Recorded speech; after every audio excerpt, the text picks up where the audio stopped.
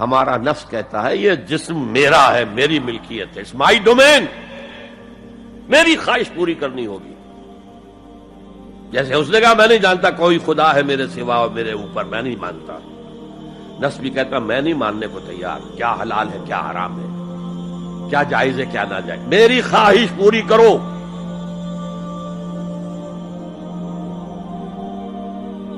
اس کے خلاف جہاد، یہ پہلی منزل کا جہاد ہے. اور آپ کو معلوم ہے 3 منزلہ عمارت ہے، تو بلند ترین تو ہے تیسری منزل، اہم ترین ہے پہلی منزل. پہلی منزل بنے گی تو دوسری بنے گی، دوسری ہوگی تو تیسری بنے گی نا. پہلی منزل یہ ہے اور اہم ترین یہ ہے.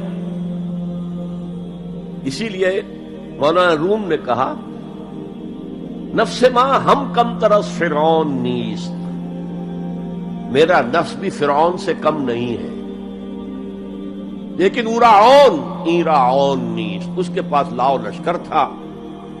اس نے زبان سے بھی کہہ دیا تھا انا ربکم الاعلی، میں ہوں خدا.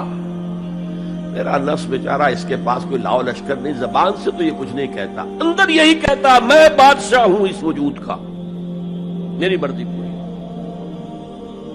اسٹرگل اگینسٹ دس بیسر سیلف، ایک سیلف ہے اونچی سیلف، خود ہی انا ایگو، اور ایک ہے یہ بیسر سیلف، حیوانی جبلتیں جو اندھی بہری ہیں، جو حلال اور حرام سے انہیں کوئی غرض نہیں ہے، ان کے خلاف جہاد کرنا. آپ نے فرمایا صلی اللہ علیہ وسلم المجاہد من جاہد نفسہ، اصل مجاہد وہ ہے جو اپنے نفس کے خلاف جہاد کر سکے. تمہارے اندر یہ دشمن تو بیٹھا ہوا ہے، تکڑا ہے، تمہیں کنٹرول کر رہا، چلے آؤ باہر کے دشمنوں سے جہاد کرنے کے لیے. تم نے ٹانگے کو گھوڑے کے آگے باندھ دیا. اور ایک دفعہ حضور سے پوچھا گیا ای الجہاد افضل یا رسول اللہ، اے اللہ کے رسول سب سے افضل جہاد کون سا ہے؟ فرمایا ان تجاہد نفسک فی طاعت اللہ، اپنے نفس کے خلاف جہاد کرو، اسے اللہ کا مطیع کرو. یہ جو اندر کی کشمکش ہے، کشاکش ہے، یہ جہاد فی سبیل اللہ کا نقطہ آغاز، اللہ کا مطیع بنانا ہے نفس کو. اس کے ساتھ 2 سب لیول اور ہیں. اس نفس کو بھڑکانے والی ایک قوت ہے انویزیبل، اور ویزیبل بھی ہے. انویزیبل قوت سب سے بڑی ابلیس، شیطان لعین، اور اس کے چیلے چاٹے جنات میں سے، اور ویزیبل میں انسانوں میں جو اس کے ایجنٹ ہیں، جو فحاشی کو کلچر کا نام دے، یہ اس ابلیس کے چیلے ہیں. ان کے خلاف جہاد نہیں کریں گے آپ.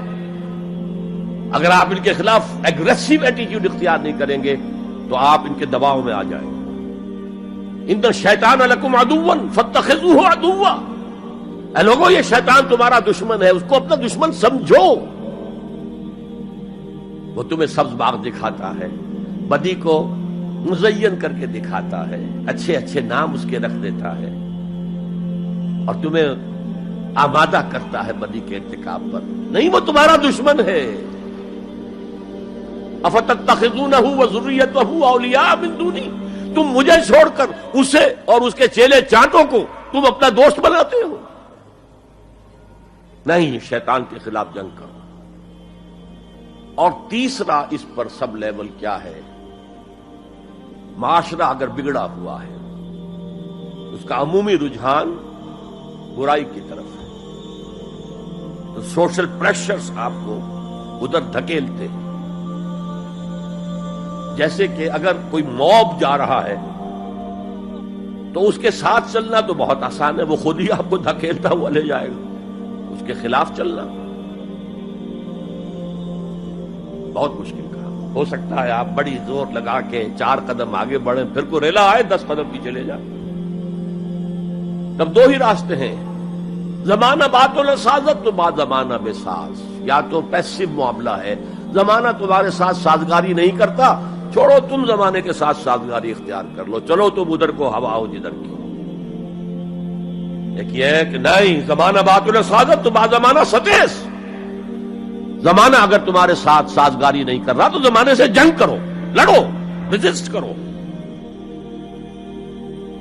تو 3 جہاد ہو گئے فرسٹ لیول کے، 3 سب لیولز: نفس امارہ، اڈ، لیبیڈو، نفس حیوانی کے خلاف جہاد، اس کو بھڑکانے والے، وسوسہ اندازی کرنے والے، اس میں پھونکے مارنے والے شیطان اور اس کی ذریت مانوی اور ذریت نسلی، جنات اور انسانوں میں جو اس کے ایجنٹ ہیں، ان کے خلاف جہاد، معاشرے کے خلاف ایک اسٹرگل۔ اب یہ 3 جہاد آپ نے کر لیے، اللہ توفیق دے ہم میں سے ہر ایک کو، تو اب یہ جہاد آپ کے جسم سے باہر نکلے گا، خارج میں آئے گا۔ دوسری منزل ہے نظریاتی تصادم۔ اگر آپ نے ایمان کا نظریہ اختیار کیا ہے تو الحاد کا نظریہ رکھنے والے بھی موجود ہیں۔ آپ نے توحید کے نظریے کو اختیار کیا ہے تو مشرکانہ عقائد رکھنے والے بھی موجود ہیں۔ They are bound to resist. اس کے خلاف جہاد کرنا ہوگا، محنت کرنی ہوگی، اپنی بات کو دلائل سے ثابت کرنا ہوگا، اپنی بات کو اچھے انداز میں، حسن اسلوب سے لوگوں کے دلوں تک پہنچانا ہوگا۔ ظاہر بات ہے وقت لگے گا، جان کھپے گی، اور اگر آپ انتہائی سنسیئر ہیں، یہ آپ کا ایک لائف لانگ اور ہول ٹائم جو ہے آپ کی انگیجمنٹ ہوگی ہے۔ اینڈ ٹائم از منی۔ جہاد بالمال، جہاد بالنفس۔